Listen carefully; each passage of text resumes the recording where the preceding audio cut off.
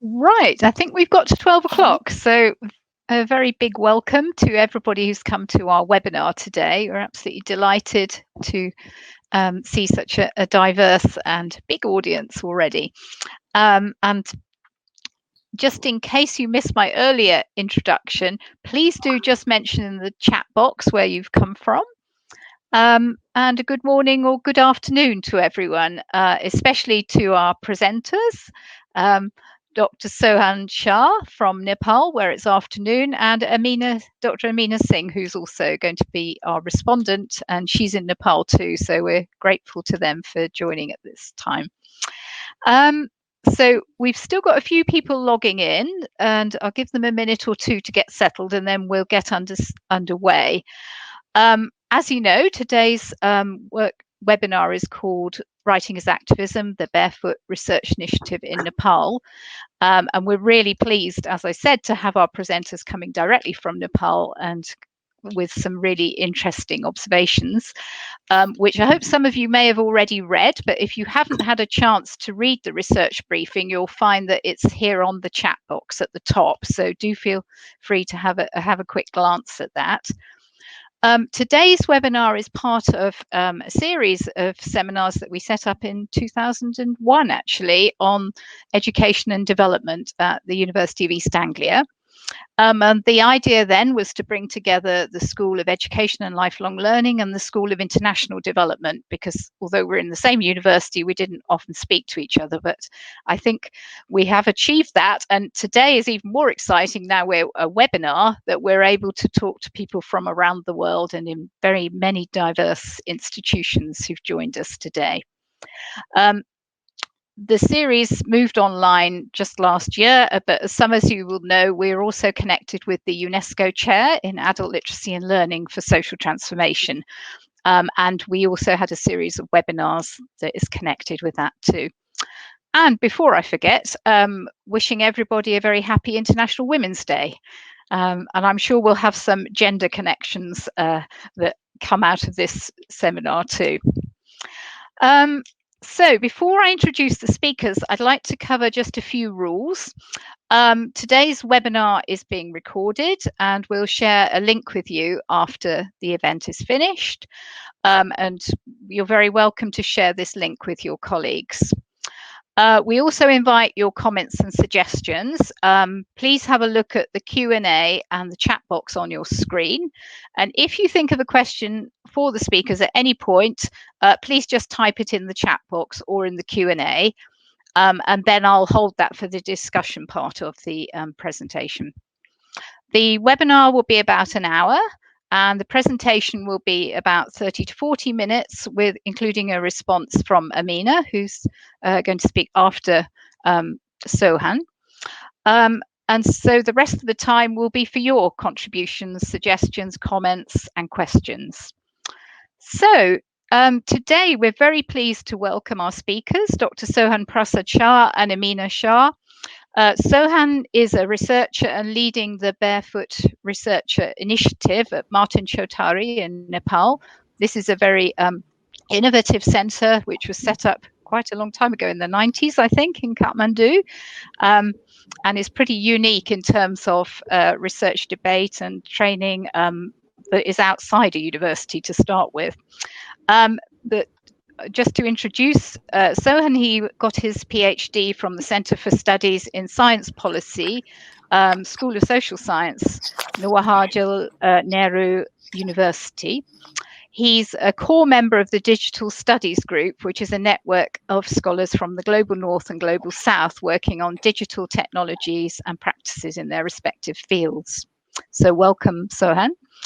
Amina Singh has worked as a development consultant for almost a decade, conducting program assessments, evaluations, and studies in Nepal. And she completed her PhD at the Centre for Research in Learning and Change from the University of Technology, Sydney, in Australia, in education philosophy. She worked as a full-time faculty member at Kathmandu University School of Education, and she's currently adjunct faculty at the KU School of Management, teaching at graduate level. She also serves on the board of Teach for Nepal, and she is actually a UEA associate academic and a member of our UEA UNESCO chair team in that capacity. So now I'm going to hand over to Sohan and Amina. Thank you very much. So over to you, Sohan. Thank you. Thanks, Thank Anna. you. First of all, thank you to Anna and Amina ji for arranging all these things, and also the team of University of East Anglia. And this is a great opportunity to share the work and to learn also. So I take this opportunity in a both way of interacting and as well as presenting, as well as learning and getting the few suggestions. So, so this is the project. This is the project. Can you see my PowerPoint slides? Yeah. So, writing as an activism, Barefoot Research Initiative in Nepal. So, this is the project that I started to implement in Martin Chautari with the support of National Endowment for Democracy, which was technically the project which was implemented in Western Tarai. So, I will come in a bit about it. So, in this project, initially, what we thought of doing is that to find the 12 researchers and to get an edited book volume out of them. And then the complexity started from there, that how do we find those 12 researchers and how do we deal with them and how to get the book published. So this project, the second slide. So this project was basically implemented in Western Tarai, which you can see here. Western Tarai, which constitutes of 3 districts: Navalparasi, Rupandehi, and Kapilvastu. And for those of you who are not familiar with Nepal, normally Nepal is known to be a mountain country. So you can see in the north side a lot of mountains, but more than half of the people lives in the southern plain of Nepal. So which all is, and this southern plain of Nepal constitutes almost 20 districts, now 21 districts in fact, because the Navalparasi district is bifurcated into 2. So this project was implemented in 3 districts of Western Tarai: Navalparasi, Rupandehi, and Kapilvastu. So this place is quite a multicultural place where, especially in all these 3, there is a mix of the population. You have the hill Brahmins, a large chunk of the Madhesi communities are there. In Kapilvastu, almost 18% of the Muslim communities are there. In Navalparasi, quite a chunk of Tharus are there. So this is a mixed community of a kind, almost constitute 2 million population. And this side is the Kathmandu, and in the central hillside. So this side, also the Western Tarai is the place where the Lumbini is there, the Lord Buddha, does birthplace, what we believe to be. So the Western Tarai is the project where we implemented this project as a Barefoot Research Initiative. So next slide. So okay, so how do we implemented the project? So I will give you the briefly some idea about the project. We implemented in 2 phases. First, we conducted the institutional assessment, or say a knowledge production landscape of the Western Tarai, where we wanted to understand the right-based advocacy research issues and the kind of the knowledge production landscape as a whole. So what we did in the institutional assessment to the right-based advocacy, we clustered around the 3 issues to locate the researchers whom we want to induct in the project. So we clustered around an academia, we clustered around NGO, and we clustered around the public journalism. So this is the picture of one of the Butwal.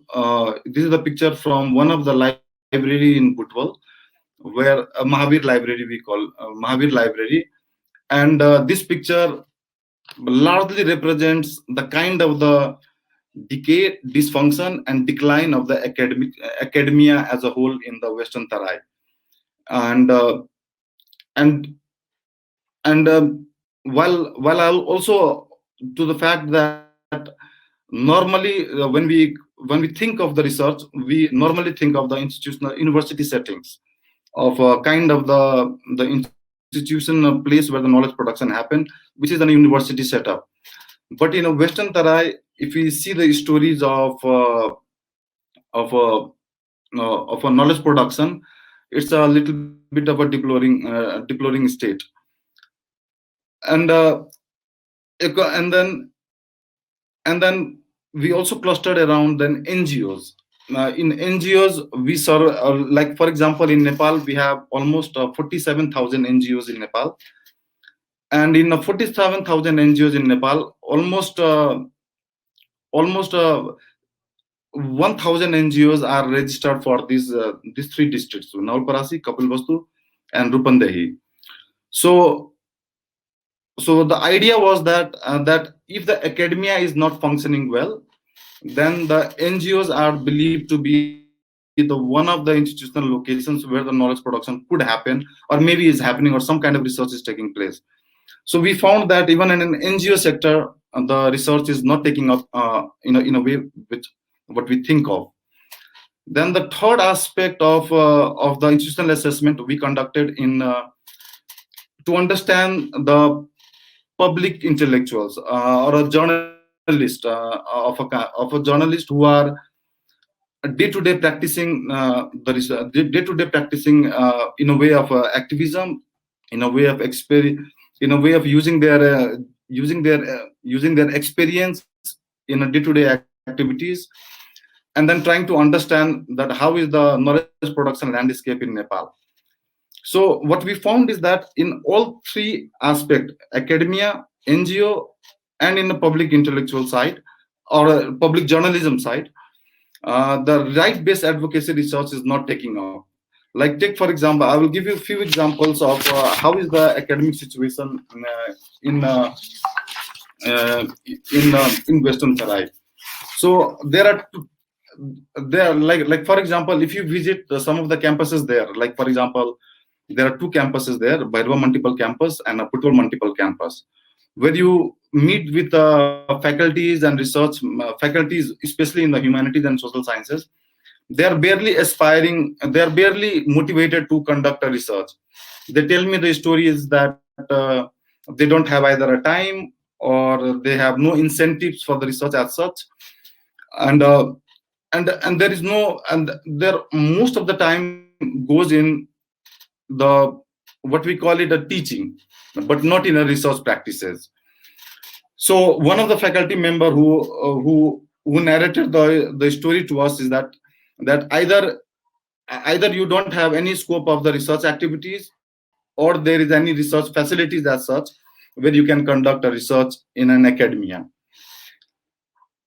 Similarly, if you see the NGO side, where a lot of chunk of the funding goes for the different kind of interventions, and also the NGO activities has some part of the research activities also there. So in Nepal, we access the data from Social Welfare Council, where we wanted to understand how the NGOs are conducting a research, especially in the social sciences in Western Tarai.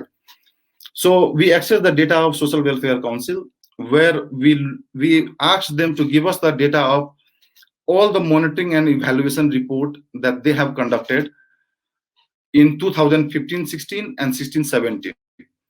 So what we found from that data was that in that 1 year of the timeline, almost 100 projects they have evaluated. The monitoring and evaluation take place when any NGOs get the funding more than 20 lakh Nepali rupees, 20 lakh, or if you convert in a dollar term, it's a $20,000. So almost over 90% of the NGOs has a base in Kathmandu, but not in a Western Tarai. Similarly, in 2016-17 data, second year data that we accessed from Social Welfare Council, in that year, 155 projects were monitored and evaluation all over the Nepal. And among that, again, the 90% of the NGOs has a dominance in Kathmandu. And you don't have any single NGOs who are leading a project which has been monitored and evaluated in the Western Tarai. So in an academia, you have the story of decay, decline, and dysfunction. At the same time, in an NGO also, if we believe that there are some funding for the for the advocacy-based research, then the situation is extremely bleak in Western Tarai. Third is the public intellectuals that we wanted to study. Like if there is some literary group, if there are some journalists who are actively involved in research, or some other self-motivated groups who wanted to conduct a research in the Western Tarai.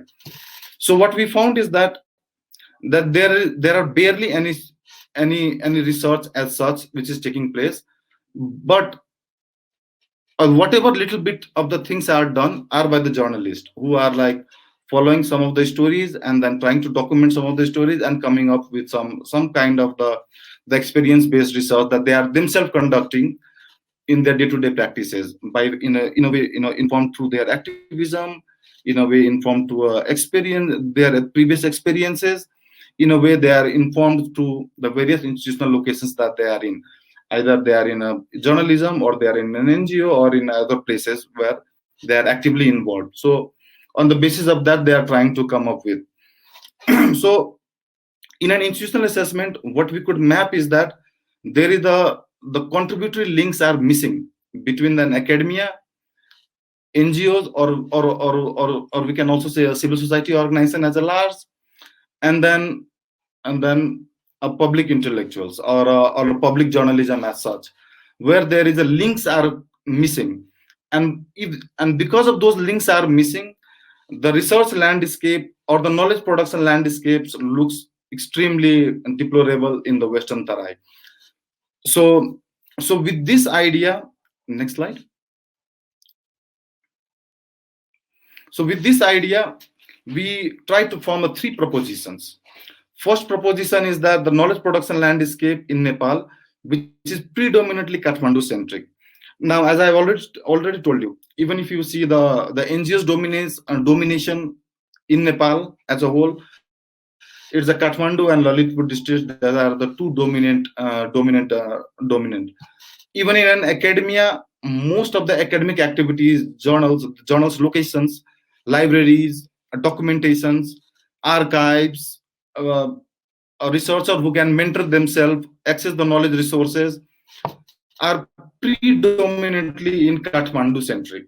But in a Western Tarai, if you see the similar structure, if you try to find a similar structure, it's a very depressing situation in Western Tarai as a whole.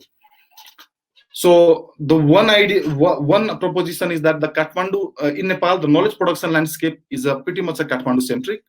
Second proposition that we wanted to draw from the previous research brief was that this knowledge production landscape, what we know as a research, as a knowledge production, dissemination of the knowledge, which are largely privileged and the domain of privileged. So those who have access to resources, those who have access to finance, those who have access to fund, those who have access to various kind of social capital. So those peoples have some privilege of the knowledge production vis-a-vis those who don't have. So there is a kind of the direct and indirect exclusion that what we face. Third assumption is that normally what we believe that social science research are largely in a university settings. Largely in a university settings means there are some institutionalized pattern of the research where there is a faculty, there is a mentoring, there is a library, there is a resources, there is a discussions, there are the seminar, there are all kinds of the public forums, and the kind of the university settings where you do a social science research. In all these three parameters, what we tried to show in the previous in the research brief was that these things are either completely lacking, or if at all there are something which is still in a deplorable situation.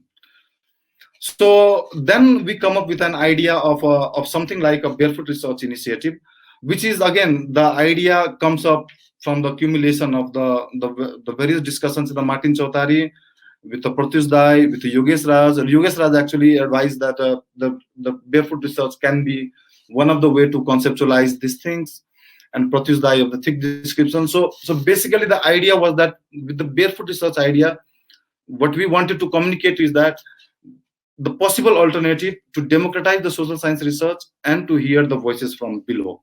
So these three propositions I will try in some time to prove that how did we implement the project and how I can learn from the Barefoot Research Initiative. So few caveats before we begin with the idea of the Barefoot Research.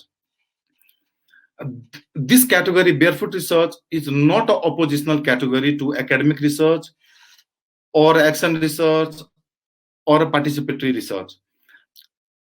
This is not, actually this is the contributory to all this kind of the whatever ways what we want to think of academic research, action research, or a participatory research. So Barefoot Research is one way to contribute. So it is not an oppositional category in a way that I want to look into, and I want to present it to you in a some point of time. Second caveat is that this research is conducted in a 3 districts and is a very pilot study. So it is not a large scale study as such. So with a very limited set of the 12-13 people individuals, we try to experimented it, piloted it, and then try to come up with a Barefoot Research idea. So this idea is still in a making, and now we are also implementing this project in larger field sites in a province 2 in Nepal, which is again in the southern plain. So with this caveat, can we go to the next slide? So the Paidal, Barefoot Research Initiative, what we translated in Nepali as a Paidal Anusandhan. So the 3 ideas that comes up with this. How did we come up with the Paidal Anusandhan? This phrase. One was when we inducted 13 researchers in our project. The cumulative progression of their research and writing lead us to argue for a Barefoot Research Initiative. Second was that these activists, these people, 13 people, are an activist of a kind. They already have some experiences in a way because of their NGOs activities, because of their journalism activities, or because of their academic activities. So these researchers are in a way actively involved in the activism, or we can say in a site of the different social sites where these people are actively registering their voices, documenting their stories and things like this. So these 13 people comes from there. So their experiences and knowledge lead us to argue for the Barefoot Research. Third idea that we come up with the Barefoot Research idea is because the universities, we found that in a university setup, the research is if not impossible, it is very difficult. It is extremely difficult to conduct.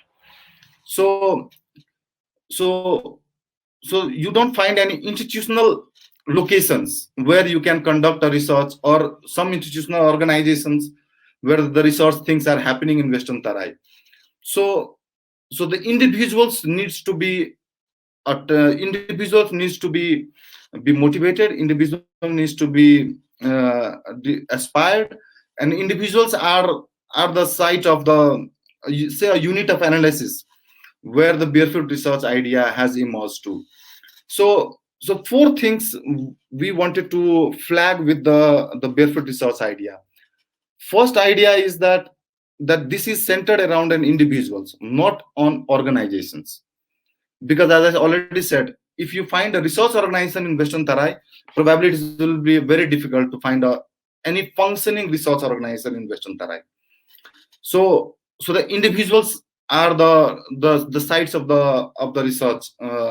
Individuals are the site where we think that the Barefoot Research idea is embedded. Second idea is of a reflective capacity. If an individual, by their experiences, by their self-enumeration, by their self-documentation, if they can come up with some stories, if they can come up with some ideas, if they can come up, or at least if they inform whatever activities, whatever activism, whatever social interventions that they have done in their past life, or in their previous works in a different institutional locations like in NGO, in public journalism and other sites. So this can be graduated into a what we call a research, of social science research. Second, this is second idea. Third idea is that the undone social science, what we call, we use the phrase called undone social science, means that what happens is, if the research is too centralized, like for example in Kathmandu, which is the domination of a knowledge center. So what happens is the local issues, the grassroots issues are not imagined in the Kathmandu landscape. So when we go to find an individual who are barefooted, who are situated in the local level, they have some unique and innovative ideas and the new social sites that they can innovate. So I will come up and give you some examples of how the new kind of the research that we could conduct with this kind of approaches. So the social science research which was undone in Nepal for some time, which we could flag, which we could highlight through the Barefoot research initiative. Fourth idea is that the research practices itself, because when we call an academic research is itself sometimes exclusionary in the sense that in an academic research you have the too much demand for the theoretical richness, you have too much demand for the evidences, you have too much demand for the kind of the robustness, validity, traceability, a kind of the research that we think that the academic research needs to give. So what happens is that in academic research only those people can enter who have certain kind of the academic trainings, either through their universities or some kind of the training that can lead to an academic research. So this pattern of the research seems to be exclusionary for those grassroots peoples who are equally informed about the social issues, who are equally informed about their problems, who are equally informed about their day-to-day marginalization, their everyday livelihood issues. But the trainings that the academic researchers imagine, if that criteria is to put into every individual, then perhaps that this is a exclusionary pattern where the locally based researchers are directly or indirectly excluded from this academic from the research. So the Barefoot research is trying to address on these 4 points that I have tried to address. But is it first time that we are using the phrase called Barefoot research? No. There are various phrases with the Barefoot research. You have barefoot doctors, you have barefoot lawyers, you have barefoot epidemiologists, you have barefoot teachers, you have barefoot evaluators. If you go through the literature, there are various phrases that is used with the Barefoot research, barefoot word. So like take for example, barefoot doctors. In China, the barefoot doctors, the concept become very popular in 1960s, where if the highly medically trained MBBS doctors are not available in the rural areas to give the services to the large chunk of the people, so barefoot doctors comes and do the basic interventions where the medical help, paramedics, things can reach to the people in a very cost-effective way. Barefoot lawyers, again, where the issues of the people cannot come to the court of justice. The barefoot lawyers intervene and try to highlight those issues and bring it to the legal system. So there are barefoot teachers. Barefoot teachers are the one who are like in rural areas trying to intervene by whatever capacities that they have to implement the education, learning and teaching practices. So the the barefoot research is not the unique category as such, but there are various phrases differently used in a different literatures. So the idea that we think that barefoot research derives from is the idea of the frugality in an approach of conducting an intervention. So frugality means a cost-effective way of conducting an intervention, cost-effective, timely, effective, and in a way where the larger set of the intervention cannot take place, where the small interventions can take place with this kind of the frugal concept of the barefoot research. So frugality in the barefoot research idea is the thing that we trying to argue for the barefoot initiatives. So next slide. So basically how do we argue the barefoot research idea? So there is the Arjun Apodharai's very popular paper called capacity, a very popular phrase called capacity to aspire. In capacity to aspire, the argument is that to develop a cultural aspirations among the grassroots people, not only to voice, debate, raise the public issues, but also to govern in a democracy in such a way that they themselves can claim their knowledge and their abilities in that democracy in participatory ways. So the capacity to aspire is one way that we think of the barefoot research ideas can be understood. Second way to understood the barefoot research idea is through the act of self-enumerating and self-enumeration.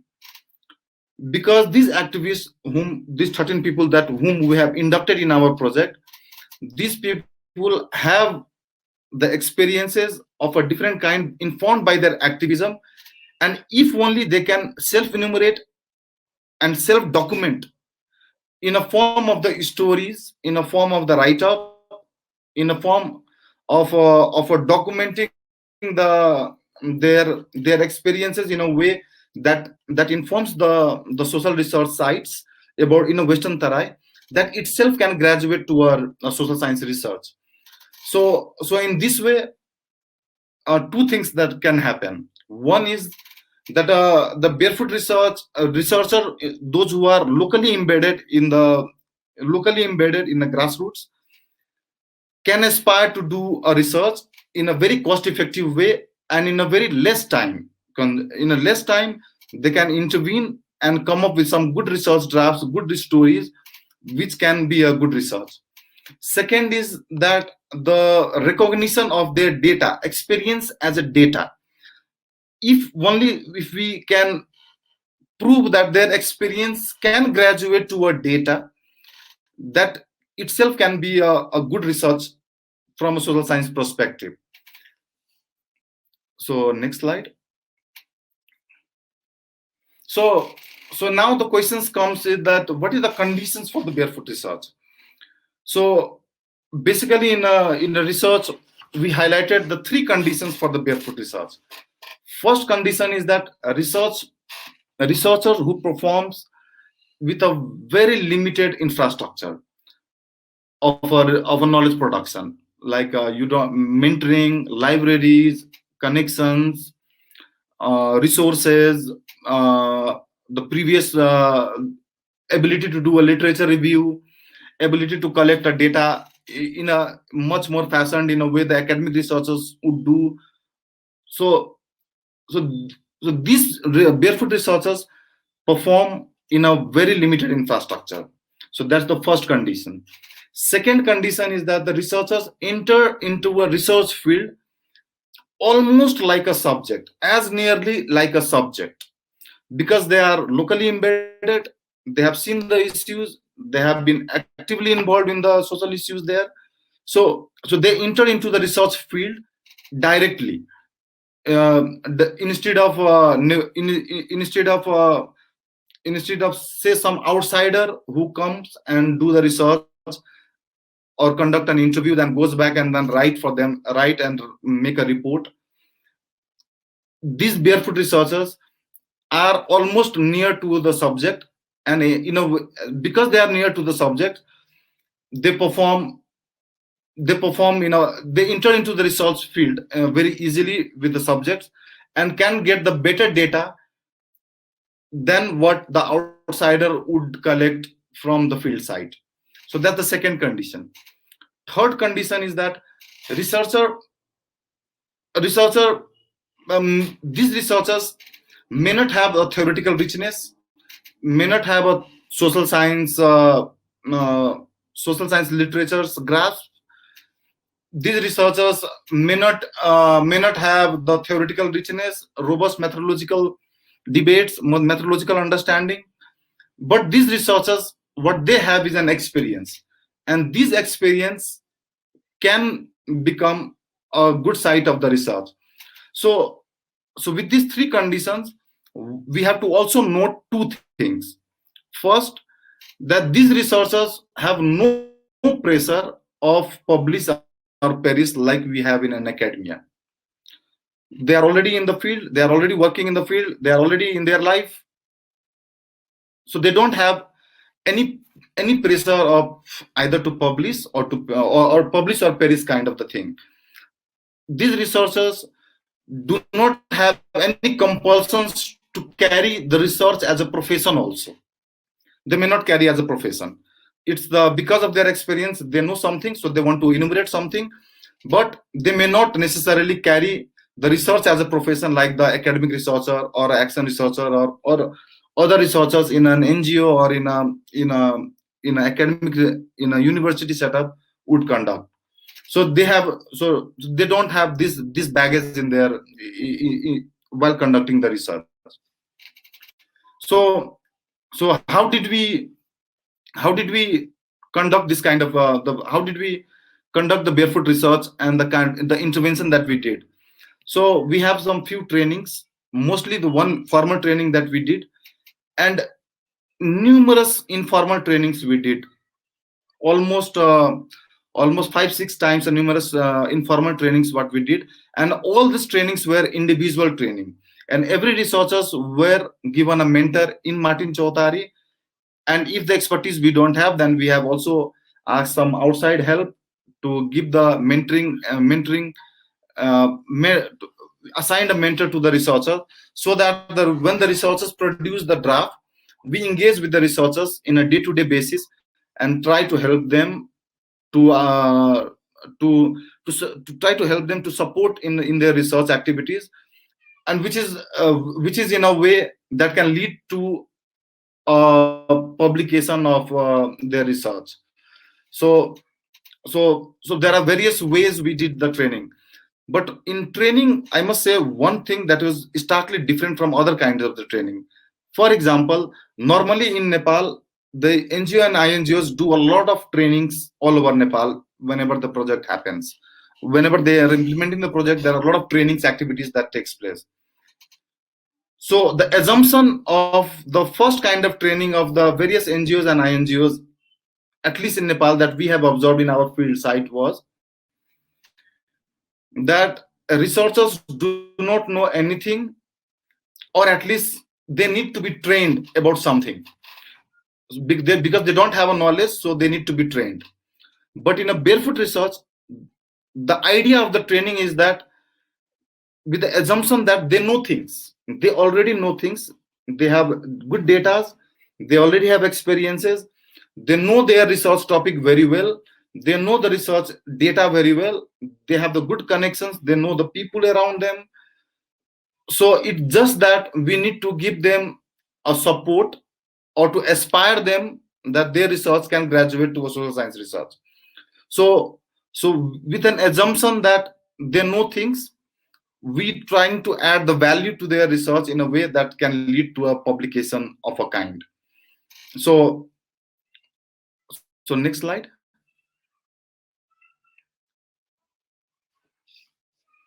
So why the barefoot research idea? So Clifford Graves says once that that if you truly want to understand what a science is, you should look for the first instance not at the theories or the finding, as I already explained that, and certainly not at what its apologists say about it. you should look at what the practitioners of it do. So that means that when we want to conduct a research, instead of negotiating the research with the outsider, the Barefoot Research is the research about the practitioners, those who are in the practice, those who are already in the research field, already knows about the issues, and whatever issues that they are advocating, they are actually practicing that issues. So with this kind of with this set of the people, we with this kind of the practitioners, we wanted to imagine the kind of the Barefoot Research idea. So now two things complicates is that and it is often the question that I have to face many times whenever I present outside, that that how do we call these practitioners draft as a research? So as I already said, that there is, because in an academia the politics of evidences are, the kind of the hegemony of evidences are very high on them. But in a Barefoot Research, we don't want to implicate that things in them. What we ask them is to document their stories. Like for example, take for example the Brijraj Kushwaha, he's one of the researcher. He has narrated the story about the Gandak water project, water irrigation project, which is in a Navalparasi. And there is a organization which is a very informal organization called Nadi Adhikar Manch, Rivers Right Association. So this is the organization which is not registered, but from last 20 years they have been doing a various kind of activism for the water victims, what they call it, the water victims. So with them we wanted to understand the issues. So so once he narrates the stories, we may not find much citations, social science citations. So basically these ideas we can come up with the I will not go into detail. Sorry, Sohanji, just to say that I think we're running out of time. So do you want to kind of wind up? Sorry, it's yes. Sorry. Yeah. So we have time for Amina. Thanks. Yeah, so I think in 2-3 minutes I will try to finish. So the story is like we have 11 research articles that we have published in the Barefoot Research. Take for example the Lakshmi Shrestha. Lakshmi Shrestha is an activist, an NGO activist. She worked on the story of the denial of women's citizenship, and then she argues that how the women's is denied the citizenship from the household level, and from the household level it goes to the local level, local government to federal government to national government, from the provincial government to federal government. Another example is of Saraswati Sharma. She is a lawyer, a grassroots lawyer, and she has been actively taking up the cases of the women who are denied the citizenship. So Saraswati Sharma also conducting the kind of the Barefoot, helping those women, those who are denied of the citizenship, and because of that the day-to-day activities are being affected.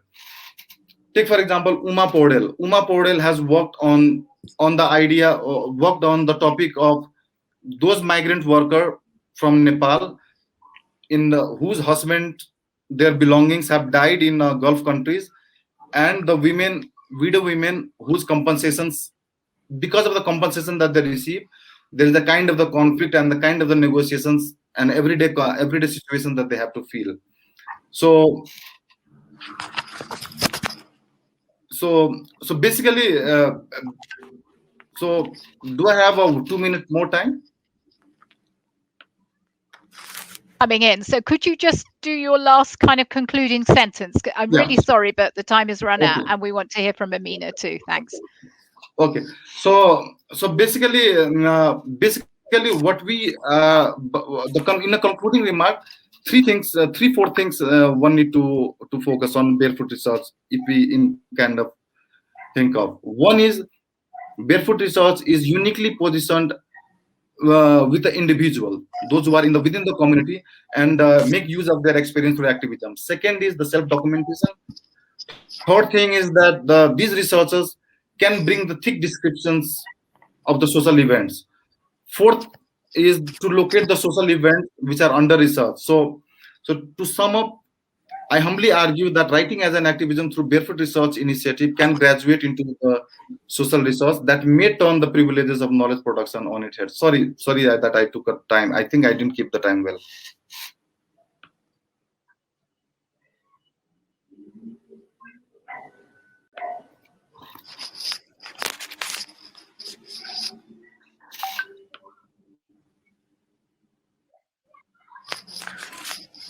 So I'm trying to switch on my mic. Yeah, we can hear you, Amina. Yeah. Okay, great. Thank you, Sohanji. I can see a lot of very interesting questions coming in for you. I won't take that long. I'll just quickly kind of collect my thoughts based on what Sohanji shared. And in my response, I just want to situate the work that he's presented on Barefoot Researchers in the broader context of knowledge production and research practice in Nepal. And I'm kind of putting it together across three issues: the purpose, the process, and the product itself. With the purpose, I'm not going to spend a lot of time on it because I think Sohanji has kind of elaborated the rationale for why we need this kind of research. Partly also highlighting the institutional limitations we have in Nepal. Who gets to do research and how it's done is also very much bound by the institutions we have and the institutions that dominate the knowledge building process in the context of Nepal. He did mention that how it's so Kathmandu centric and how it's usually the privileged people who do it. That's also to say that who gets to enter these spaces, and if you look at the constitution of the demographics in institutes, it's predominantly male and of a particular caste, Brahmin, Kshatri, male dominance there. So when we have a dominance of a particular group of people in the knowledge production regime, what kind of issues get picked up, whose voices get counted, whose agenda gets picked up as a research-worthy agenda is limited. And I think this is where the Barefoot research practice kind of comes in to kind of deconstruct that and also open up that space for diversifying the research agenda. When we talk about research, there's the process of research, the how, which is mostly, I would say, the methodological aspect of it, and also the product, like what do we hope to achieve out of it. Barefoot research is also a methodological approach, as Sohanji has kind of highlighted here. He kind of emphasized on two things, on the frugality in the approach and also the limited infrastructure. I would kind of beg to differ a little bit there. And I think the idea of the frugality of the approach and limited infrastructure comes from the dominant understanding of what constitutes doing research and what kinds of resources are utilized in research. And so I think in some ways, if you look at it from the traditional dominant ideas of doing research, it might look as a frugal practice and with limited infrastructure. But I think if you look at the employment of local resources, local knowledges, it is also a very, very rich practice in that sense. So here it's in this process in this methodological approach of Barefoot research, it's then again, what kind of knowledges are being validated, whose knowledge counts. That's the question here. So he talked about the positionality of the researchers themselves, but in this particular project, the researchers were mostly activists. So the issue that, and I've kind of raised this issue in another forum when we had this kind of conversation as well on this topic, is what about so while we acknowledge that these researchers, these Barefoot researchers, are themselves members of the community, nonetheless, they are still in relative terms, they're still relatively privileged. So what about their own positionality in terms of the relative privilege that they might have, and how do they what kind of reflexivity is in practice there is a question I had. So, Okay, Amina, so like one more point maybe. Sorry. okay. So Let you think. finally, just the last question was, what do we hope to achieve out of it? And that's the question I'll kind of leave open. Is it just the knowledge, or is there something more that we hope to achieve through this process? Thank you, Anna. So I'll end it here. Great. And thank you very much for a very rich response as well. I think we've had two brilliant inputs there, as people are saying in the chat box. And what's really striking is this whole notion of what is research, what's it for, whose knowledge, which came out so strongly, I think, in Sohan's presentation and then Amina's response. And the whole issue of power, really, though the word didn't come in, interestingly. So I think at this point, I'll move on to some of the questions, because we really do want to hear the responses from Sohan and Amina from the questions that are coming through now. One of the questions that's come up actually first for me is from Ricardo about barefoot appears as a concept and as an attitude, and how and where does activism come into this? Is that something you'd like to answer, Sohan? And I think Amina touched on it too, actually, in her response just now about how far it was connected with activism. I think the barefoot research is a concept, and because here, am I audible? Yeah. I think the big with the whole idea of the Barefoot Research Initiative is actually a concept where I think the idea of the frugality, where with a less cost, with the less time, with the kind of the activist experience, it's not that only activists to do the barefoot research, but in this project where we have a lot of activists, so it was easier for us because to go get into the research topics, and they could collect the data very easily and in a very limited time frame, and so that we can process it and get into the publication landscape and knowledge production landscape. So barefoot research is a concept, and then activism. What I try to highlight with an activism is that because we have a lot of activists who are positioned very well to do these kinds of the barefoot research. So I think briefly, thank you. I'll move on to the next one, actually, which is a bit more specific about your own intervention. Thank you. From Christine, and she's saying, if I got it right, the NGOs are dominant and have the Western paradigm perception. What interactions, if any, exist between the writing activists and NGOs when implementing voices from below? How are the writing activists organized? Are they registered as an NGO, a consultancy, or freelance? And I suppose this goes back to your emphasis on it being individuals rather than institutions. Do you have a response to her question? Thank you. No, I just said that here the unit of analysis is an individuals, because already I have said that in Western Tarai, if you try to find some institutional locations of organization setup or registered organization setup, you don't find such things where the research is happening much, or in the publication landscape, things are coming out from there. But if we leave the organization on a formal setup and then go back to the individuals who are uniquely positioned in a way, the research things are happening, and then we are able to find a lot of people with a lot of unique research ideas, and to come up with some stories to or research ideas to come up with. So basically in this project, individuals are focused, but if we see the organization and formal setup, you don't find much in Western Tarai. Okay, thank you very much.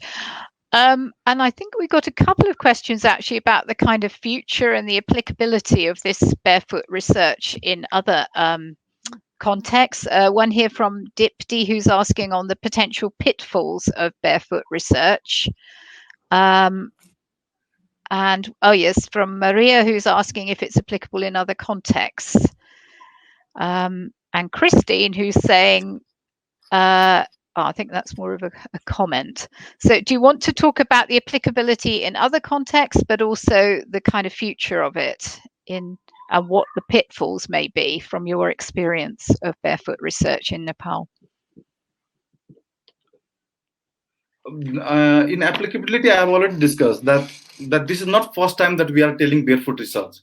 There are other vocabularies too: barefoot doctors, barefoot lawyers, barefoot. So there are also the things that have been applicable. So applicability of barefoot researcher in other contexts, a researcher as opposed to doctors and so on. Yeah. Yeah. So in applicability, like take for example of one researcher, the Bijraj Kushwaha, who wrote for us about a Gandak water victims issues and Nadi Adhikar Manch, which is like water river rights associations, which is again informal setup. It is not registered. So this guy, after conducting the research, he's also building the networks with other water victims peoples in other regions of the Nepal, and he's trying to connect and try to form some kind of the to raise the issues about the water victims, not only in the Gandak region but in the other regions also. So in a way, we can see that the one research leads to the application in the other parts also. So that's one. Yeah. The another question was on context. Yeah. Maybe I'll leave that one. I'm sorry. I'm trying to combine several questions at once because we got so little time. But I think it relates to this other one from Kumadrana, who's saying whether you could reflect on the limited means with which we could employ barefoot researchers and the ethical dilemmas. So that he's pointing out that he or she is pointing out that often they're employed as assistants for data collection, but less so for analysis or co-publication. It's this idea of being kind of free or cheap labor. If there's an ethical side to it. And I suppose that relates to the other question we had earlier about the constraints of this approach. The ethical side, barefoot researchers are themselves an author of their research product. So it's not that, take for example, suppose if any researcher from Kathmandu take a Buddha Air flight and go back to the field, collects the data from the people, and they come back and write a nice research report or nice journal article, then will that be an ethical, what would be take that situation, for instance, and another situation where a researcher from Kathmandu would go and supposed to meet with the activists to collect the data. Imagine if that researcher is themselves a researcher, that guy is themselves a researcher. So that situation will completely turn its head. So now you can imagine what would be the ethical side of it. So in a way to imagine of a kind of the reverse situation. Yeah, absolutely. Yeah, I have a comment here from Camilla who's saying, why refer to them as voices from below? Below seems to reference a hierarchy. Why not voices from within? So that's an interesting idea. One other question is from Kamal Raj, who's saying, what are the possibilities of sustaining those engaged in barefoot research? So, how sustainable is this, especially because you're saying it's on an individual basis, not institutional, though the institution is there of Martin Chautari, presumably. I take that point. Yes, within probably would be the better way to tell instead of below. That question is well taken. Another question was Martin Chautari institutional. Can you repeat that question briefly? Sorry, the question was from Kamal Raj, who says, it's very good conceptualization, but how can we see the possibility of sustaining those engaged in barefoot research? So it's about sustainability of the approach, if it's based on individuals, not institutions. Yeah,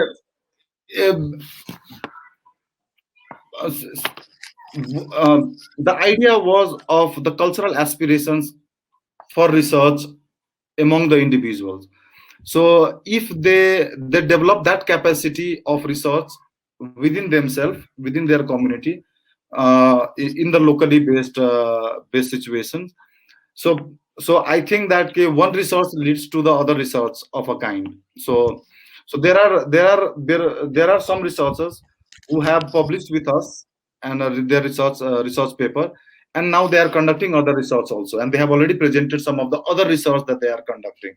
So not everyone, Yeah. but 2-3 of them have certainly have published, and they are publishing the articles in other places. So in a way, I think that's the sustainable thing. Yeah, thank you. Amina, did you want to add anything? I see you've just come on camera. No, not really. Right, great. So I'm really sorry we've rushed at the end. I hope I've got through most of the questions there, but this is an invitation to you to continue the conversation with Sohan and Amina by email or other means. This isn't necessarily the end of the conversation. And I'd like to thank you both very, very much for really stimulating presentations, Sohanji, and so much that we couldn't actually do justice to it, but I think it will inspire us to read some of the outputs of the project too.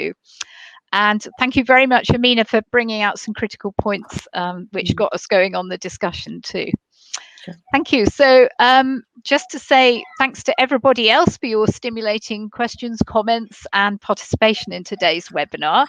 And a reminder that our next webinar will be on March 22nd and is actually continuing a similar sort of theme.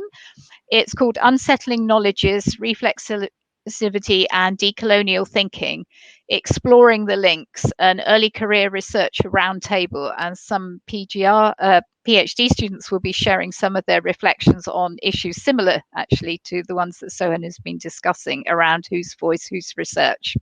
So you can register via the link in the chat box or when we send out the invitations for the event. And if you have any additional questions or you want to connect with the UNESCO Chair team, you can write to us at unesco.chair@uea.ac.uk. So thanks very much for your time, and thanks again to our amazing presenters for a very stimulating discussion. Thank you, and have a good rest of day.